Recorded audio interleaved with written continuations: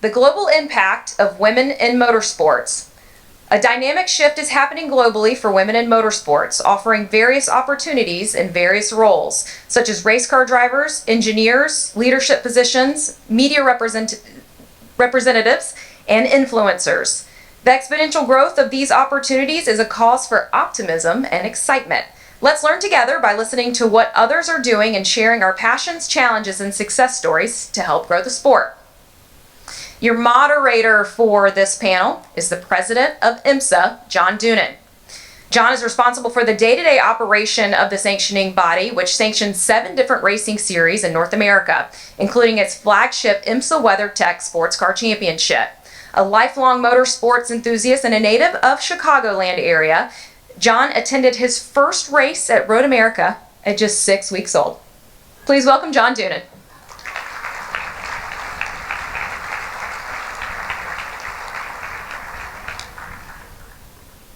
And with John on the global impact of women in motorsports is a visitor that has traveled internationally to be with us. She is on the FIA Women in Motorsport Commission, Burcu Çetinkaya.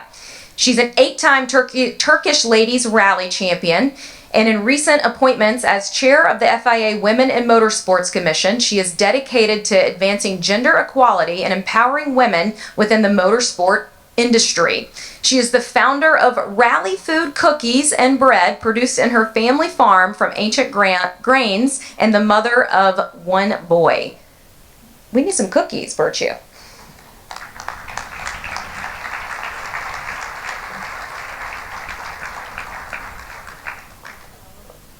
Leena Gade with Vehicle Dynamics Manager and Race Engineer at Multimatic, Inc.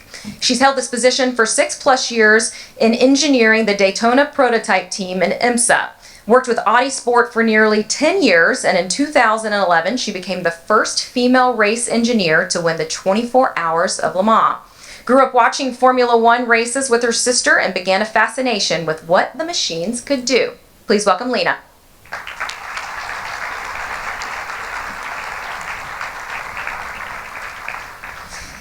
And please welcome back to the stage Beth Paretta, the co-founder of WIMNA and now the vice president of sporting at the FIA Formula E World Championship and the team principal of Paretta Autosport. And in terms of talking about the global impact of motorsports, Beth also serves as a delegate to the FIA Women in Motorsport Commission and on the board of trustees for the Motorsports Hall of Fame of America.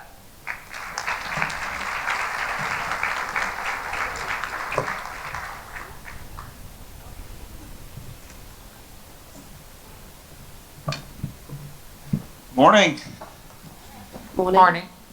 So those in North America know Jimmy Fallon, the Tonight Show. And he does this bit where they bring out a dozen eggs. So Lynn is going to get the eggs. And they take the eggs, the guests and Jimmy, and they crack them on their heads. And you don't know if it's boiled or if it's unboiled. So if you guys are ready to go, we'll get going with the eggs. Are you doing it too? Yeah, okay, for sure. Right, then. So we're going to have some fun up here today. How about Mike Metcalf? Let's give it up again for him. Tremendous message. And TK, thanks, buddy. It's great to see you again. And thanks to Aaron McLaren and the IndyCar team for their support of this and all you're doing to enable and give people an opportunity, which is what Lynn talked about in the beginning. We're going to also spend some time with 3 all-stars, additional all-stars, because I believe everyone in this room is an all-star, but what Burcu, what Leena, and what Beth have accomplished in this sport is all-star level. So give it up again for our guests here, and we're going to get right into it. So we're going to start with you, Beth, on the end. You and I met back in your days at Fiat Chrysler. First woman to lead the performance division there. Oh, is that going to help? Oh, there's the advancer for us. Okay, we got you. Obviously went on to establish Paretta Autosport, do incredible things at the Indy 500. But talk about the very beginning. Who influenced you to really go after it in the auto industry and in motorsports? So yeah, my background is automotive, and I think that's, and I know we'll probably talk a little bit about that, because I think sometimes we're so focused on, I want a job in motorsport, and you're looking for the pathways, but I think it's good to understand that car companies are a great way in, and it's also a wonderful environment. You working at Mazda for so long, I know that you know exactly the inner workings of that. It's such a great environment to work in. So my background is I worked for Volkswagen Group, and then Aston Martin, and then Fiat Chrysler, which is now Stellantis. And to be fair, so I was always a fan. I came to this as a fan. I know you said that yourself too, so I don't come from an automotive or a racing family. I discovered it just as a kid, being a fan, and it's kind of a story for another day, but just by watching it on TV as a kid, I actually found it really soothing. And I was, whenever racing was on, I just, like, if I was flipping through the channels and it was on, I watched it, whatever it was, right? Like, Captivated. And then just captivated by it. And I grew up near Lime Rock Park. Shout out to my friends that are here from Lime Rock Park.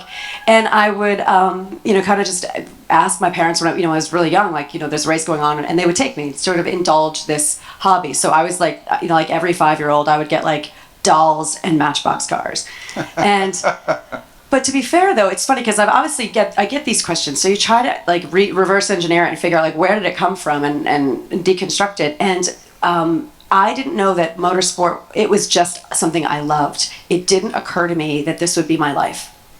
And I didn't have examples of, even going into automotive. I mean, I grew up in Connecticut. It's like, people in Detroit, that's kind of what you do. Your dad did, your mom did, whatever.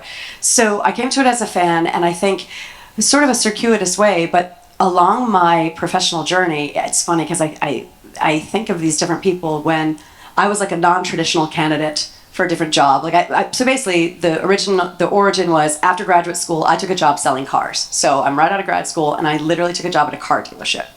And my mother was freaking out. Like, you spent all this time, all this money, and you're gonna sell cars. And I wanted to learn how it all worked.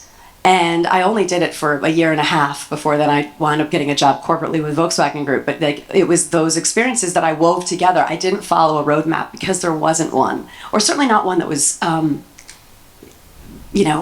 obvious or publicized. So it was just sort of trusting my instincts. But it's funny, when I was approached to join Volkswagen Group, I was working at an Audi dealership in Connecticut, Porsche Audi dealership, and I go for the interview, and I was, kind of like a third round of interviews, and they said, you know what, this is really us, we're gonna take a chance, risky to just hire somebody out of a dealership to work for corporate Volkswagen in finance, but you know what, we're gonna take a chance on you. And funny enough, that I heard that same thing when I went to Aston Martin, and then when I went to Fiat Chrysler, and all of these jobs, by the way, found me. And people like, hey, in fact, here, even Formula E, where I am now, I wasn't looking for a job, and a job finds me. But there's this funny thing of like, wow, we're going to take a chance on you. There was nothing risky about me, ever. Yeah. But I didn't look like the people, like the 10 other guys that they had interviewed. Yeah. So they were going to take a flyer on me. And of course, in those moments, when you then get that job and you know that you're the first or the only, we bear that pressure. What if I fail? It's like what Mike was saying. What if I fail? They're not going to take a chance on someone like me ever again. So it was steps along the way. And then eventually, when I was at Fiat Chrysler, decided to, but I would say it was building the network of getting to know Roger Penske. And then I would say that the reason I was able to take chances further in life is because I built my network every step of the way so that I had my own safety net. Yeah, fantastic. Beth Paretta, everybody. As we prepared for today, we got together on a call, and I was trying to come up with things that I could give Leena a hard time on. Leena and I had the opportunity to work together on the Mazda DPI program. She had already blazed so many trails, becoming the first woman engineer to win Le Mans in 2011. She was recognized then, later, yes, give it up. Then she was recognized a year later as the Man of the Year in World Endurance Championship. So the problem with trying to find things I could give Leena a hard time on was I was trying to think of why did you go with the 1,800-pound springs at Motorsport? She said, well, we won the race, John. And then why did you pit during that yellow? We could have stayed out and gained track position. John, we won the race. So every confidence in the world in my friend Leena, now with Multimatic, a massive tier 1 supplier to the auto industry, but they have a special vehicle operations program around the world, and Leena is a key part of that as a chassis dynamics engineer and has a background in aerospace, but in aerodynamics. But Leena, same question, just like what inspired you straight away? You went straight from school to Jaguar for a while. What was the spark? So, hello everybody. I was about 10 years old when I discovered what engineering was and decided I wanted to be an engineer. I have 2 younger sisters. My parents are originally from India. Although we were all born in the UK, we moved back to India for a few years. And it was quite a different culture. We moved to a country where it was nothing like the UK. Anytime we broke our toys, our parents were really clear, you need to fix them. So that's why we started taking stuff apart and putting it back together again. But it wasn't until I was about 12 or 13 when I started watching Formula One. We'd just moved back to the UK again. And the commentators were what did it for me, because they spoke about Formula One as a team and about the technology in the cars, the personalities behind those, and the drivers as well. So all of us as kids, we were huge Senna fans. We thought he was amazing. We weren't Schumacher fans, but, sort of looking back on his career, there are points where I can relate to how he had his success and what he did. But it was watching Formula One and then seeing all the other types of disciplines that got me thinking, actually, I could be an engineer in racing. And originally my parents, they were like, it's a phase, they'll go through this, because my middle sister's also an engineer in racing. They were like, they'll get over it. And then it starts getting close to the time that we're applying for degree courses and then applying for jobs, and they're like, actually, these two are kind of serious about this. We're going to attempt to talk you out of it. And my dad, he'd moved to the UK in the 60s, and he had endured quite a lot of racism at that time. He was an architect. So one of the things, he couldn't see on the TV any faces from ethnic minorities, let alone women. So he once said to me and my sister, this isn't like a place for people like us. And I remember looking at him thinking, you told me I could be anything I wanted in life. Like, what are you on about? And he said, no, girls, this isn't for you. And you're like, yeah, whatever, okay. And, then just carried on. I ended up going to Jaguar, as you mentioned. I didn't have any experience in racing, despite my best efforts to get work experience whilst I was at university. So I came out with debts from university, like I guess everybody does. Took a job at Jaguar, probably the best thing I had done, actually. At the time, I really didn't enjoy it, but I learnt so much. That gave me the chance to spend weekends volunteering and doing some motorsport, whether it be mechanicking or some data engineering, and then I never looked back. I spent, maybe 3 or 4 years just doing the volunteering with race teams on weekends. Day job was working at Jaguar as an engineer in a department called vehicle refinement, which was noise, vibration and harshness. And then eventually, after about 6 years of doing this and moving to another company called Myra, I thought, you know what, I think I can make a career out of this. I'm going to quit my day job and I'm going to just try and contract. And at the time, I just bought a brand new house, I had a mortgage, and I had absolutely no idea how I was going to pay for any of it. But I made it work. And it wasn't long after I did that that I met the guys from Audi Sport. And yeah, that was 2006, end of 2006. And from 2007 onwards, I was working with them. Yeah. It was a bit lucky to get that break, but I knew when I was approached to do something else with the same people, and then they said, do you want to come and work with us in the US? It was a no-brainer, I had to do it.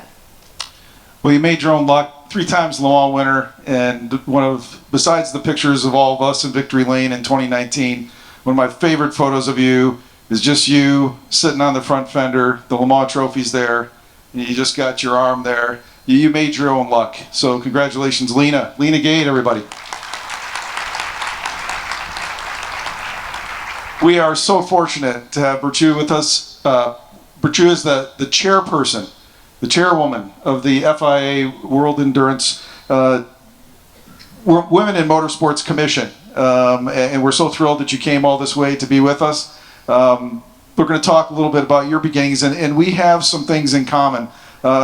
I know you started in your dad's company, right?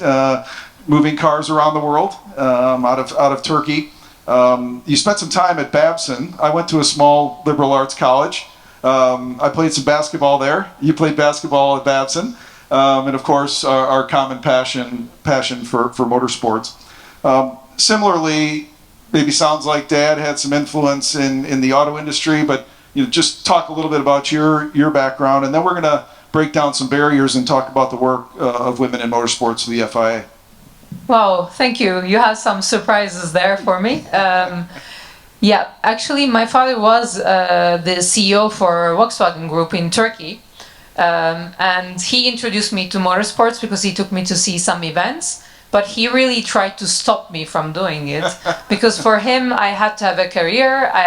They sent me by force to Babson, where I wanted to stay in Turkey actually at the time. And then, not by force, but by strong influence, let's say. And then when I wanted to start rallying, I was working in his company, moving cars around. It was 300 trucks moving cars around. And he said, if you're going to go into racing, I know what you want to do. You want to go global. The door is there. You got to find yourself a job. You can't work for me and race at the same time. This is not a hobby. And by the way, in Turkey, nobody makes money out of this. And you have to spend a lot of money, and I'm not paying for this. So, by the way, only maybe 1 or 2 people do succeed. And they are like, I don't think you're going to be one of them. So there, I was like, okay, fine. So I left. And I sold my car. I had just one road car that was like the present of my graduation. So I sold that, and I was left without a car, but I bought a practice car for rallies. And I went around town with that. I practiced with that. It was like really dirty. There was like gravel inside, but I would just stop at a petrol station and change and go to my meetings like that. And then after a year, I got myself into a championship for all ladies, which was organized by Volkswagen at the time. A lot of Volkswagen in this. And then I started racing, and immediately in 2 years, I started racing in the international championships, started following the Belgian Rally Championship. Through that, I started in the Fiesta Sporting Trophy International. To cut it short, from 2005, which was the first year that I was ever behind a steering wheel in a race car, in 2010, I managed to convince Peugeot, which was sworn out of rally or any kind of motorsports activities in Turkey, to be back in motorsports with a great deal, like a €1 million project for the whole year to be running in IRC, which was the main championship organized by Eurosport. And we were broadcasted along with this year's WRC champion Thierry Neuville and many other names, and we were the only ladies to score points. I'm saying we were because my co-driver was along with me. But then my career kind of went downstairs. I had a lot of personal issues. I struggled a little bit, and then I got married. I got divorced. I have a boy who's 8 years old. I got remarried. In the meantime, I said, no, I'm not giving up on my dreams. I have been out of the industry for 5 years, but I gotta go back. So I started racing again. Last year, I got my 7th and then 8th title this year. I came back in the World Rally Championship with the legendary Fabricia Pons this year. And beginning of this year, I got an offer from FIA, and I was very happy because I said maybe now is time to get back to people and do more in a different way, in a different seat. And I'm very happy and glad to be with you here. Thank you so much. Eight-time rally champion. Congratulations on what you've accomplished. Ford, Peugeot, Red Bull said yes in your career, so you've had an awesome run, both on asphalt, on dirt, and on the snow. Yeah? You spent some time on the snow. Snow very recently, and I think it's the best. We're now going to spend a bunch of time in the last 45 minutes or so that we have together providing some advice providing and breaking down some barriers of not just domestic opportunities, but global opportunities. And you're a real catalyst and key to that now, to help bridge the link between what the FIA is doing globally, what Lynn is doing here with her team, Beth and Cindy, in Women in Motorsports North America. I'm here because of my hero, Lynn St. James. I've known her since I was 15 years old. She didn't know it at the time, but she was a hero. Talk about your work with the FIA Women in Motorsports Commission and what we can do to continue to help bridge the gap. Thank you. Then I'll quickly, can I put the slides? Yeah, it's perfect. I just want to talk about what are we doing in the commission, in FIA, in the Women in Motorsport Commission. But first of all, I want to say that I'm very thankful to have Beth Paretta in our team and Jill Gregory from the US in our team. And when I started the position, actually, the first international meeting I had was with Cindy, Lynn, and Beth together, because you are really inspiring here. Maybe we are representing the world, but there are some things I think that together we can redefine the idea of the world. Does everybody know what FIA is? If anybody doesn't know, can I have a hand? Yeah. So it's the International Automobile Federation, Fédération Internationale Automobile, which is the highest motorsport authority around the world. Even though in the US there are some races that are not with this authority, but the US being an exception. We have 242 member clubs over 145 countries. So that means really we have a wide reach around people around championships. We are organizing 7 FIA World Championships. So this year, the last year, FIA invested 10.3 million euros in the grassroots. Hopefully next time I'm here I can tell you some numbers about how much we invested in diversity and inclusion as well. But we are doing a lot of things, such as a small example on the screen, FIA Women in Motorsport networking event, a smaller version of what you are doing here, but in every occasion we try to do it. We launched the Women in Motorsport mentoring program, and I was very happy to hear from Samantha Than yesterday that she was actually a part of the program and she was a mentee and she was very happy. And I thought she was gonna say she was a mentor, but I found out that she was a mentee and she really did profit from it. So please, you all here, you can be mentors and mentees at the same time. We're gonna open up again for the applications next year. Please keep your eyes and your ears open for that. And the one more example is a feedback from the users. One is a Turkish girl, the other is Hatuna from Georgia. They just stepped one step forward, and they, from this online mentorship program, they just went on to meeting in the Azerbaijan Formula 1 GP. At the FIA Motorsport Games, these little girls were sponsored by our commission, and they had a seat in the cross car mini category, which was a mixed category. And 2 of these girls, actually one of the smallest ones and the one from Canada, Ava Cabral and Meral Hoekstra, I might be pronouncing her name wrong, but she was amazing. She was one of the smallest ones, and she got the 2nd position overall, and Ava got the 3rd position overall. So this was a great success, and some of them actually didn't have a lot of experience with this cross car mini, but they loved it, and we are trying to open these possibilities for everyone. So again, if you have girls around you, follow up for the next Motorsport Games. And then we have the FIA CIK Academy Trophy. We have, for the 2025, we have 2 seats available that we're gonna be giving. There are some regulations, there are some things that the girls have to have some licenses, but this is all published, so maybe you can spread the word around for this one as well. There is still some time to apply to the ASN for that. We organized the FIA Women in Motorsport Award for the F1 in schools. There were 55 people competing.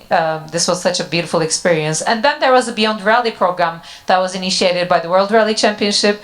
And among the 15 finalists, There was one American girl, her name is Madeline Tabor. She didn't make it up to the final 3, but maybe she'll try again this year. She was gorgeous. And this is going to be a program that's going to be going on for the following 2 more years. So why not keep your eyes and ears open and apply and spread the word around for this one as well. So we are doing a lot, but if we are alone, it doesn't mean anything. So being here with you, I see that we can combine our powers and we can make this even bigger. When I look at the history behind a lot of women drivers who succeed or women engineers who succeed, sometimes they are succeeding globally and then they end up in the US. Sometimes they are succeeding in the US and they end up in our international global championships. So there is a really good opportunity to create this direct link, and I think we should do this here maybe next year, hopefully next year. So I'm very happy to share all this with you. I'm going to be following more what's going on in the US, and I hope that you all here spread the word to follow on what's going on in the FIA and in the Women in Motorsport Commission. Thank you so much. So I want to look back at each of your careers, and I think within these storylines, this is where some of the direct advice is going to come to the men and women in this room. And Beth, we're going to go back to you. Looking back, you know, Lynn always has a saying, you know, people showed up. You got to show up to support people. Looking back at your time in the sport, since we'll focus on motorsport today, who were those that showed up? And then as you progressed, what might you have done differently, or what advice did those people who showed up help guide you through the early parts of the journey? That's a great question. I think we keep telling you all to the people that you'll meet even on these 2 days here in the conference might be people that you're going to know for the next 20 years. And it's amazing. In fact, I've got some colleagues here from Formula E who are in from, you know, based in London. We just came from Sao Paulo. Our first race was this past weekend in Sao Paulo. So we flew here from Brazil to come here, and then they're going to go back on to London. And obviously, so they don't know anybody really in North America. And so they've been remarking about like, oh my gosh, do you know so many people? And I do, because I've been here a while. But it's those people that showed up for me. And, you know, when I was at Fiat Chrysler, I was running the performance division in all of Motorsports. That's what John said. That's how we knew each other from sports car program with Viper. I was in NASCAR. We had SRO. I mean, all of these different disciplines. And so when you're in different paddocks, you meet different people. When I decided to leave and start my own team, I'd say the first piece of advice is when someone shows you themselves, believe them. Because I will say that if you're going to ever start your own company, you really have to know. It's like going to battle with a race team. Like, you kind of have to know who's around you, and it's building that team. And sometimes I will say I was caught out by sometimes when I knew someone might not be the person I needed at the time to be on a journey, and I thought, you know what, it's okay, I can work around it. And you know, and maybe it was hubris, like, I'll work around it, I can manage that challenge. And darn if I didn't get caught out, and I should have trusted my instinct. And did I waste time because, you know, maybe I was trying to see the best situation out of what wasn't? Yeah, absolutely. But when I then regrouped and took a run at it again, because I still felt like I had, all right, I need to do this. I have this idea and I want to see it through. Kind of dusted myself off and picked myself up. There's a short list of people that I made the call to, and they showed up. And the way that I worked the magic of our team in 2021, it was a part-time effort. So how do you hire people part-time? You can't get people that are in full-time things to come and do this. So who has the ability to lend time? The most valuable resource we have is time. So who would care to go on this journey? And there are people in this room who kind of always were there's this great quote I have: behind every successful woman is another woman who's responding to her crazy text messages in the middle of the night. And those are your ride or die. Those are the people that when you have that imposter syndrome moment, they know you, sometimes they see you better than you see yourselves. And I will say one thing, I've said this one time before, and there's those little moments, like Michael said before, there's those little moments that stick in your memory. And I was announcing my race team, and right before the press conference, I was in the ladies' room. Press conference is going to start live in 15 minutes, and I was in the ladies' room, and I kind of got nervous because I'm putting myself out there. My name is on the thing, right? And I actually resisted having my name on it. Somebody else talked me into that. They said, they have to see that you're a person.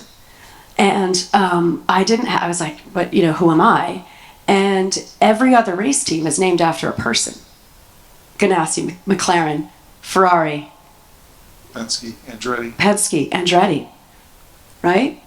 So I'm in the ladies' room, and I had the tears because I'm like, I don't know that I can do this again and put myself out there with my name now, right? You can hide behind a word. It's different when it's your name. It's my family. And I stepped out of the stall, and I obviously had the puffy face. And I ran into Judy Dominic. Is Judy in the room?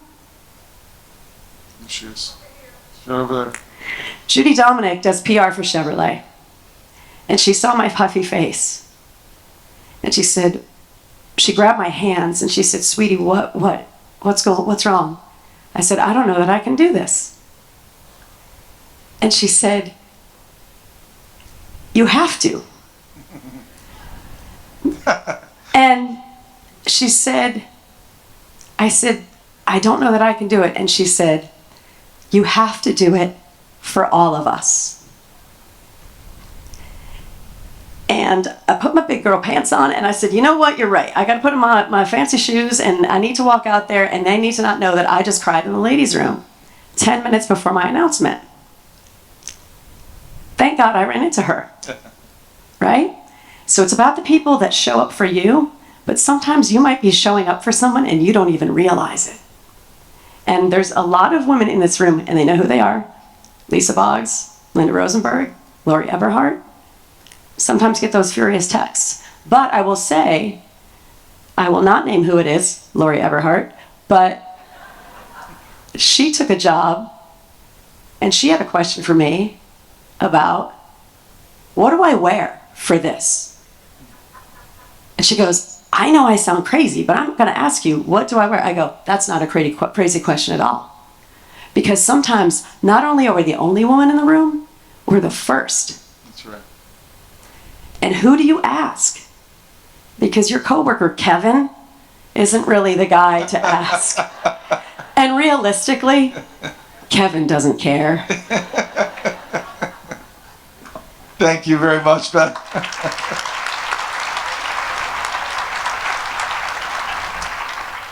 So, Leena, let's look in the rearview mirror a bit. 3 times Le Mans, obviously 3 big wins in 2019, plus Sebring, plus Petit later.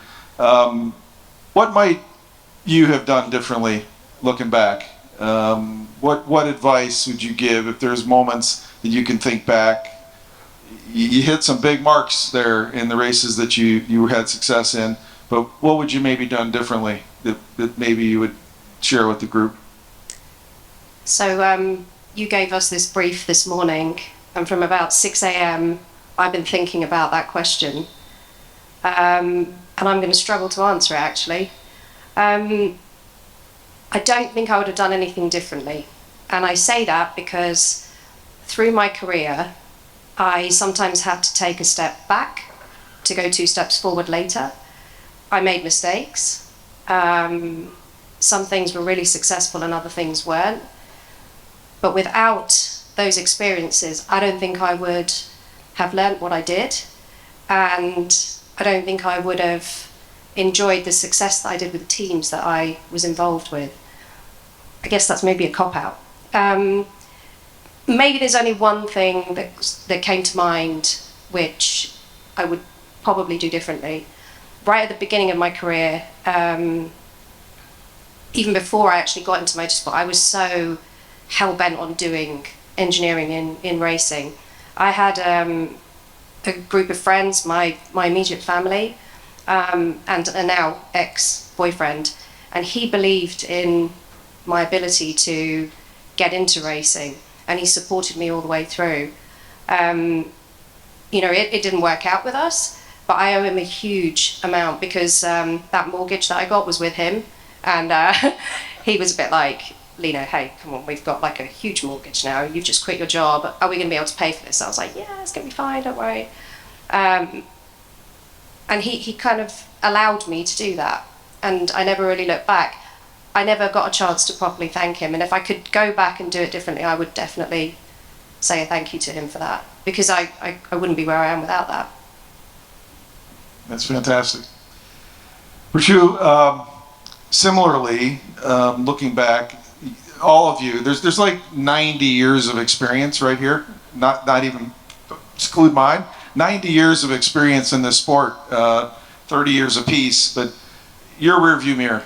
Obviously, you decided, you committed that you were going down this path, but if you look back, are there any things that you would have maybe done differently as you made the transition from being a fan of the sport to getting after it and eventually winning 8 titles?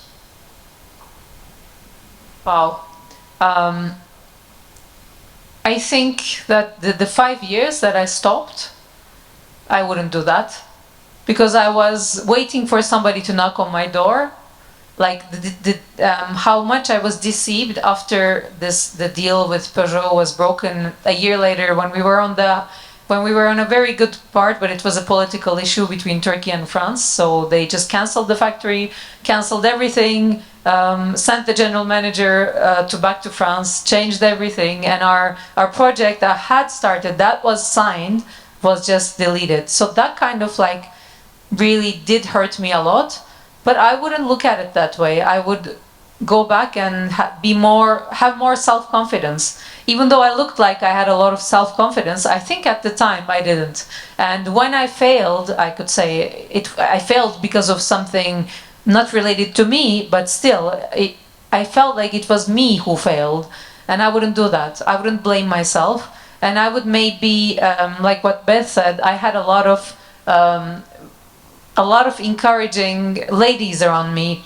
I would have listened to them more. At that time, I kind of like went into my shell and waited for people to knock on my door. Like it took like 3 or 4 years. Yes, I had my boy at the time too, but that wasn't the reason why I stopped. I waited for someone to knock on my door, and nobody did. And when I opened the door, a lot of people knocked on my door. So I would keep the door open all the time if I went back. I love that. Sticking with you, what are you most proud of as you look back? All the things that you've done, all the races you've run, what are you most proud of in your career to date? I think I'm most proud of that at that time, in the World Rally Championship level. Yes, there is Michelle Mouton. I love her. She's my hero. She's my friend. But at the time from Turkey, there wasn't even one woman who had followed an international championship at that time. I was the first one, and I made it. I just secured a deal coming out of Turkey. We're not a motorsports country. Like that's not our first primary sport, and I managed to do that. That's, I think, what I'm most proud of, and that's what I do believe in today where I'm seated. I do think that we can include every single country and every single woman, even if she's coming from some city where she has barely access to driving even. If she has a dream and she believes in it, I think she can make it happen. Well said. Leena, what are you most proud of? Lots of trophies in the trophy case, but maybe even beyond the trophies, what looking back, are you most proud of? It's a good question. I think one thing springs to mind, and actually it's just what you've said, Burcu, about Turkey and kind of placing Turkey on the map. I think it was last year, my mum was staying with me for a short period of time, and her phone was blowing up one evening because in India, do you all know Who Wants to Be a Millionaire, the program? There's an Indian equivalent of it, and one of the questions on there was about an engineer, a female engineer with an Indian background who was the first to win which race, and they listed 4 races. But that question was to win 1 lakh rupees, which is not quite a million rupees, it's a bit less than that. And the guy that was competing, he'd used up all his lifelines and gets to this question, he didn't know the answer. But I guess my mum's side of the family and some other friends had all been watching the program. Of course, my name comes up on there. And I had no idea about this, but she was really excited. I just came home from work. She said, "Oh, you have got to watch this." And she made me sit through the whole program and like listen to all the questions. She didn't tell me what was going on, and I'm thinking, I just want to go to bed, actually. And then up came the question, and the 4 options were Le Mans, Sebring, Monaco. I can't actually remember the other one, but technically there's 2 correct answers there. He didn't go for a guess in the end. Like he thought it could have been Le Mans, but he wasn't sure.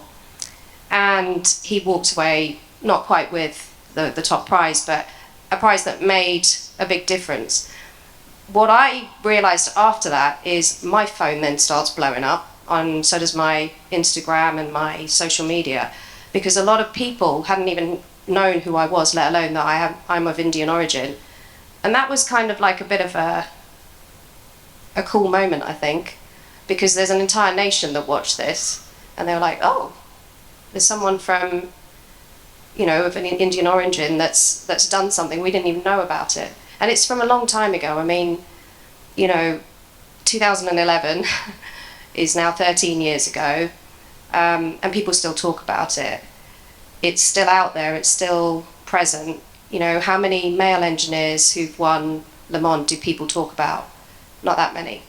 So I think that's like a pretty big deal. It's embarrassing at times, but it's a pretty big deal.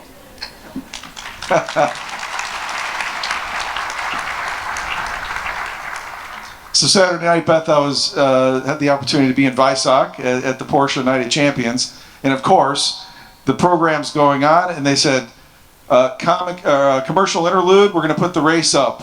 And we watched live, a hell of a race, by the way, in Sao Paulo. For anyone who hasn't watched it, I suspect go to YouTube and watch the rebroadcast of the Formula E race from Brazil. But it was incredible. There was a little bit of a sigh in the room there in the closing laps for the Porsche folks. But yeah, to give away the punchline, there's the one car flipped over, happened to be a Porsche. So, exactly. Wow, you guys are watching it live? We did. Awkward. And then after yeah, exactly. Especially when the red flag came out, they went back to the program. They didn't keep watching the race, but you know, well done. And you mentioned the idea of sort of starting domestically, ending up globally. Global, ending up domestically. You're a perfect example of, you know, domestic. Now you have this incredible global opportunity, but similar to Burcu and Leena, what maybe would be different, or if you could redesign it in the rearview mirror? Redesign it? Oh, nothing. Career. Yeah. Nothing. Yeah. Right? Everything's a learning. And if you're not learning, you're not doing it right. Yeah, but some kind of the same thing like what you say about like shutting the door. And I mean, I had personal stuff too. Like after I, you know, tried to get on the grid in 2016, there was a shortage of cars, and then I had some personal stuff. I was looking after my ill father, and you know, there's things that you just like life happens. And when you're let's be honest, race teams are small businesses. You know, a big race team is a medium-sized business. You know, I mean, that's as big as they get. So when you're a small business and you've got to step away, everything stops. And so, you know, yeah, but it's that idea of if you have to take, you know, if life gets in the way, that's okay. Dust yourself off and jump back in. Yeah. So each of you have put up big numbers. You also had to build a circle of influence in your career. Again, people showed up, but how do you go about that? There's an awesome group of people in this room. Beth, you talk about when someone shows them themselves, believe them, but that circle of influence, networking. Talk about your process and what you would suggest for everyone here today. How do you start that? It's not so easy. You know, when you talk about showing up, there's a lot of ways of that. I've done this my whole life, where every step along the way in my career, if there was you guys are already ahead of the curve because you took the time to be here, and you have peers that have the same dream as you, and they're not in this room, and they're doing something else today. And so you're already a lap ahead. And I'm a voracious reader. I've been reading automotive news cover to cover, for however many years now. And Racer Magazine is the first thing I look at every morning to know what the racing news is. And it's just being informed about what you're doing with the whole ecosystem, so that when you meet someone, you can talk to them about something that's current for them. And if you're informed, it then goes beyond the cursory of, hi, it's nice to meet you. If you know something about them, you can actually have a conversation. They'll remember you. I used to say this. I mean, we still have a few more years of this, ladies. Because there's not many of us, they're more likely to remember you. Because they'll meet 10 Daves. And they'll meet one Sarah the same day. So leverage that. Until we're ruining it for ourselves. There's going to be too many of us. But no, leverage that, because if you know your stuff, you'll be memorable. But the one thing I will always say too, it's kind of like I alluded to before about, the knowing who your circle is. Make sure that you're a good member of your network too. Networking isn't what everybody can do for you. There are times when you're going to get that call, and you need to show up for them, and you need to say yes. But if you're really good, you're going to show up before they even ask. Because everyone in this room, it was so sweet, right, when he said, who's type A? We should just call it the type A conference. What we're bad at is asking for help. Who's really bad at asking for help? Type A women. You don't do it. And shame on us, we can all work on that. But if you want to be a good member of your network or a good friend, anticipate what your type A friend needs, who's not going to ask for help. Awesome.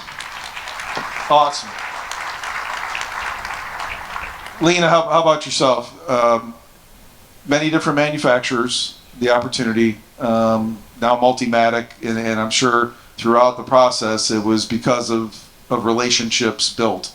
How about yourself in that network building, and how did you first learn, or did you learn, and then what's it done for you throughout the rest of this amazing journey you've been on? I think one thing I'd say is in racing, every day is a learning day. And no matter how much experience you have, you'll always learn something new, whatever you do, whatever race it is, whatever series it is.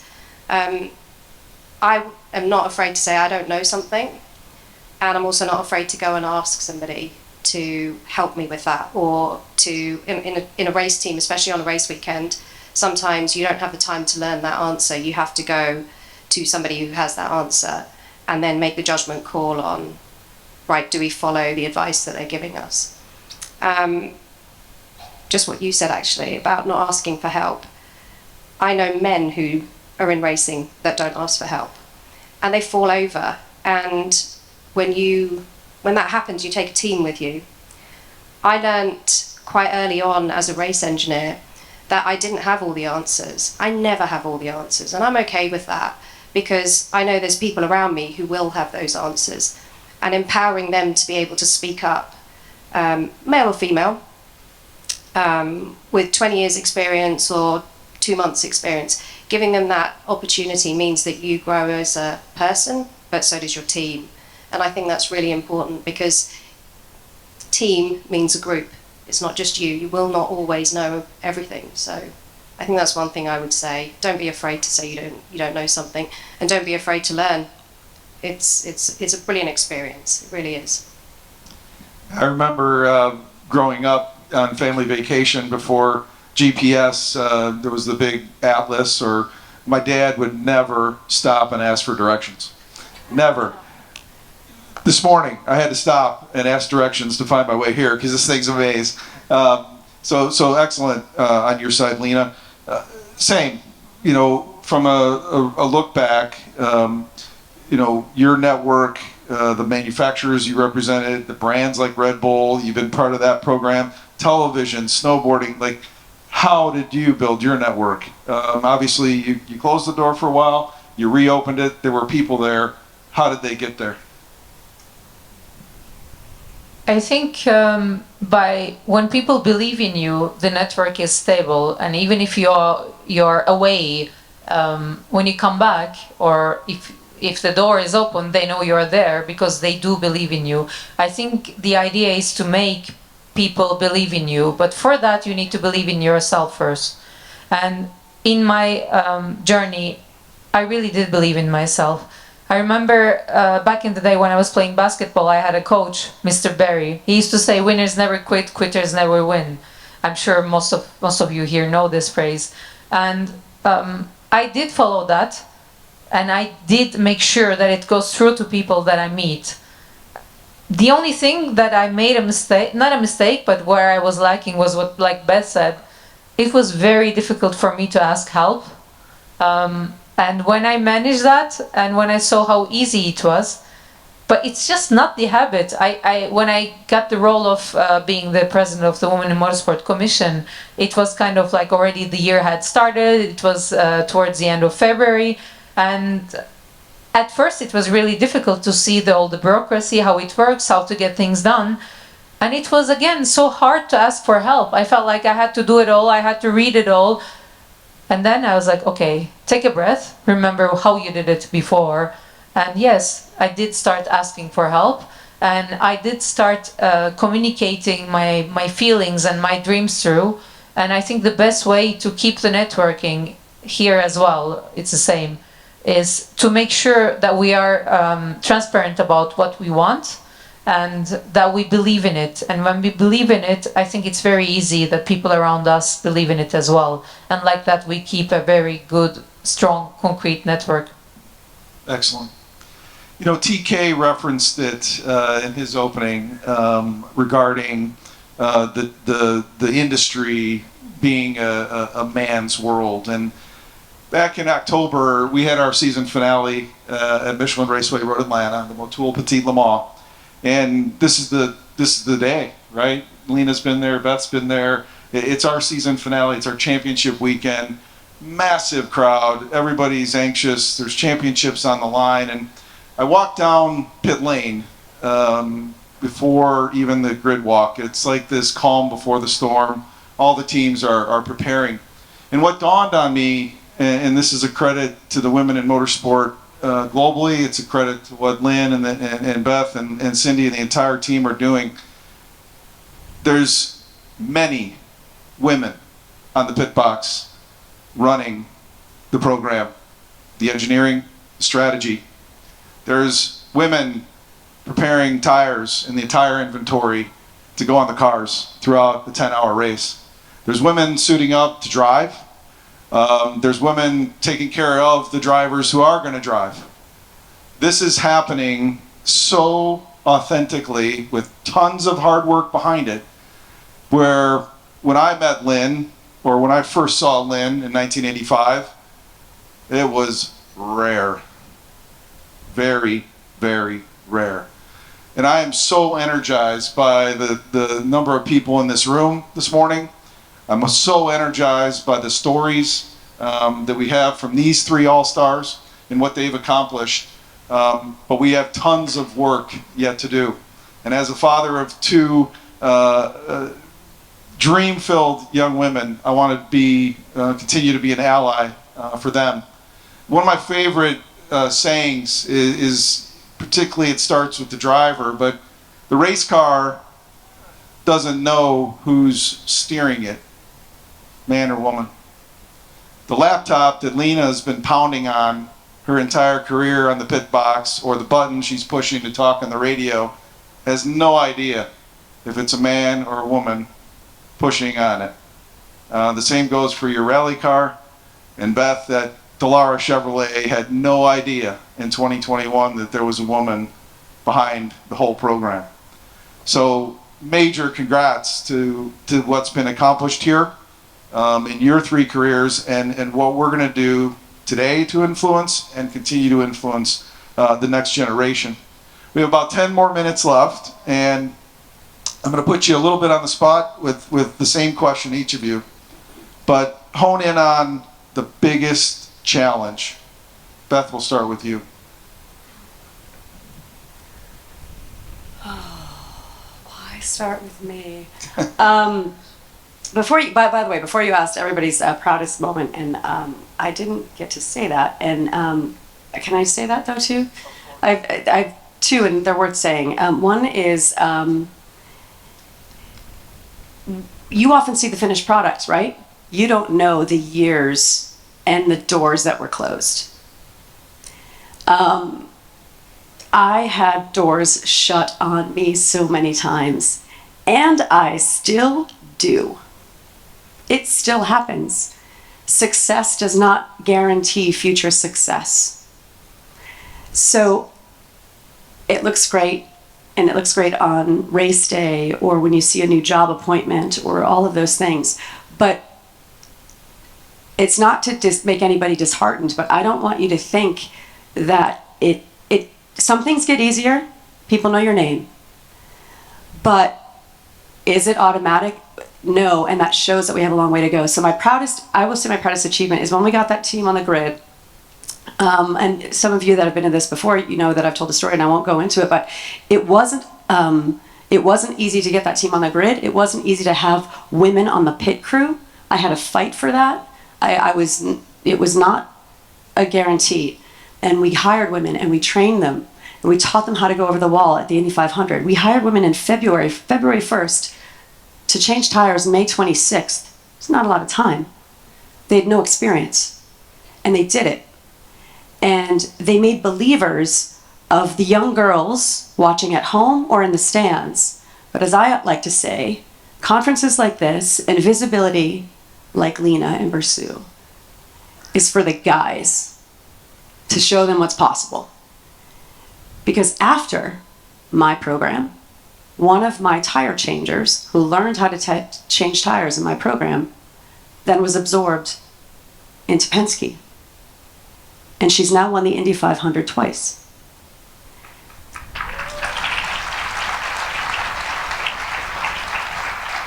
So that is my proudest achievement, of when you can see that doors are open and when you can see that the paddock in IndyCar looks different today than it did 6 years ago. It looks different. My other biggest, proudest thing, here, that you guys showed up. Yeah, big time. Thank you. Leena, how about yourself?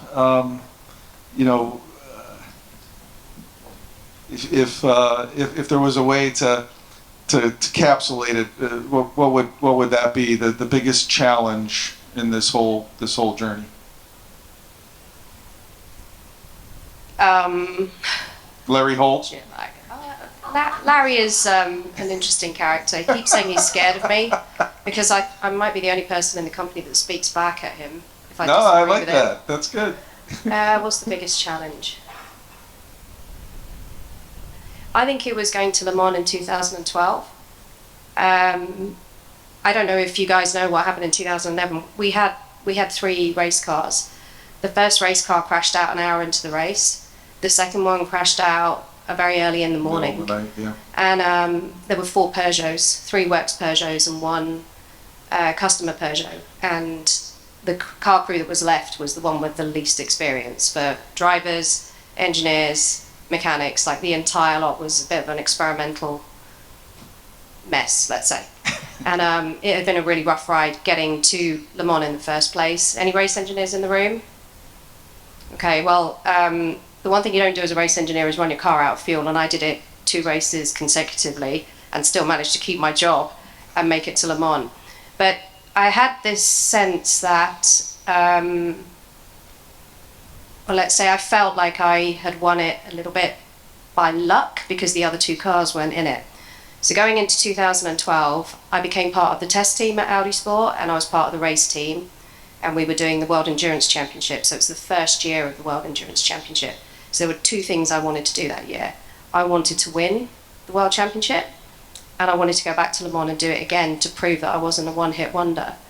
During one of the practice sessions, I had come off the pit wall to go and look at some tyres, and on the way back through to the pit stand, I bumped into Ralph Jutner, who was our technical director, and he looked at me and he said, "You've got a very serious face on, what's going on?" And I said, I really want to win this race. And he went, "Okay, why?" And I said, "Because I don't want to be a one-hit wonder."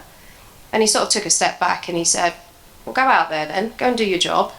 And it was quite the challenge because for me, I just thought, I need to do it twice. And it was partly personal, it was partly to prove pretty much every other race engineer in the paddock, including my own team, wrong, that I didn't just win it by luck.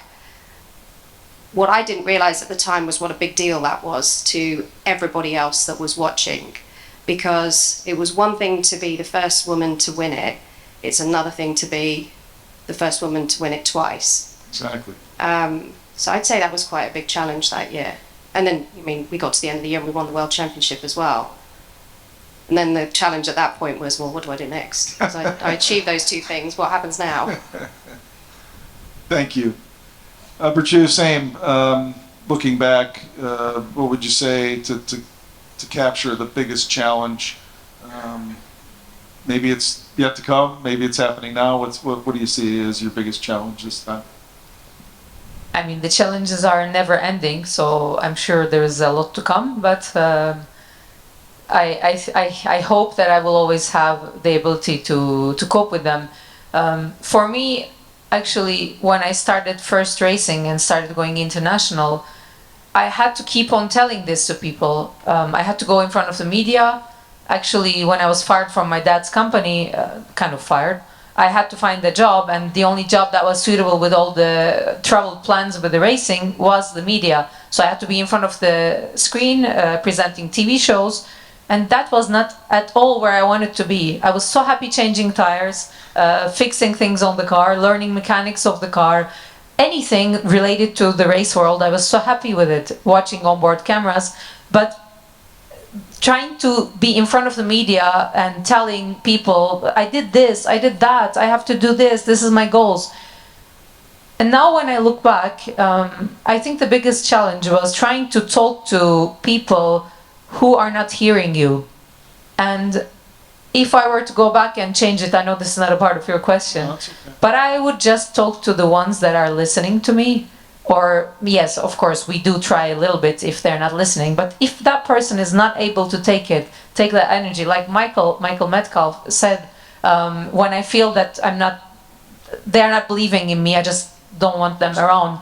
Like, this is what I did. I kept on insisting. I was sure that I could make it happen. Nothing was impossible.